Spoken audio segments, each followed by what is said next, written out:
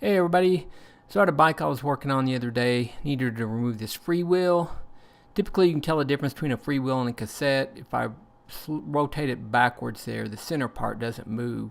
On a cassette, the whole spline section, everything will move. But anyway, on this particular bike, as you can see, the lock nut is moving independently of the axle. So basically what that means is that the lock nut and the adjusting cone there are not locked together. So this wheel can basically work loose. In order to snug those together, adjust the hub, I'm going to have to remove this freewheel. So this is just a standard Shimano freewheel.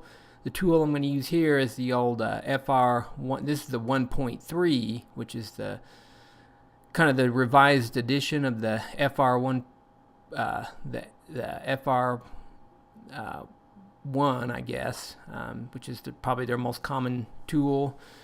Basically, it's just going to fit right in the splines. This is kind of just a little list of, I'll put a link to this guy's webpage, but just a random list of random freewheels you may use. I'd say most everything that's from the last 10 years or so is going to use just this standard FR 1.3 freewheel tool would work. But I like to just clamp the tool. I left the tool in the freewheels. I put it over the vise, but basically just you're going to clamp the freewheel tool in the vise, turn the wheel in a counterclockwise motion there, and basically you're just going to unthread the actual freewheel from the hub. And yeah, it just threads on. The cassette is basically the ratcheting mechanism is built into the hub or attaches to the hub, and then the sprockets go on top of that. The freewheel, it's all one piece that basically threads onto the hub shell there, or into the hub. Typically freewheels are going to be 7 speeds or less. Cassettes are going to be normally 7 speeds or more, but 7-speed cassettes are pretty rare. But anyway, you can kind of see there that lock nut, as I kind of just turn the axle, it'll turn independently. You got your flats there of your the cone that goes against the bearings.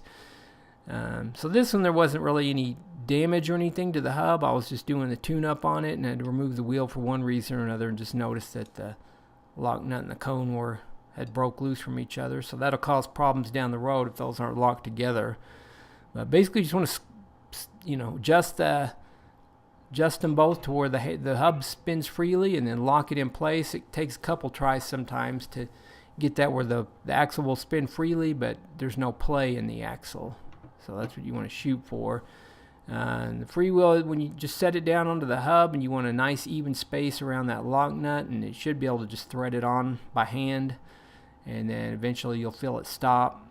And some people will use a chain whip or something at this point to tighten it on. I usually just put it on the bike and grab hold of the wheel with one hand, and then just push down on the crank with the other, or you can just set the bike on the ground and just push on the pedal, and it'll tighten that freewheel right on there. So yeah, that's the end of this basic video.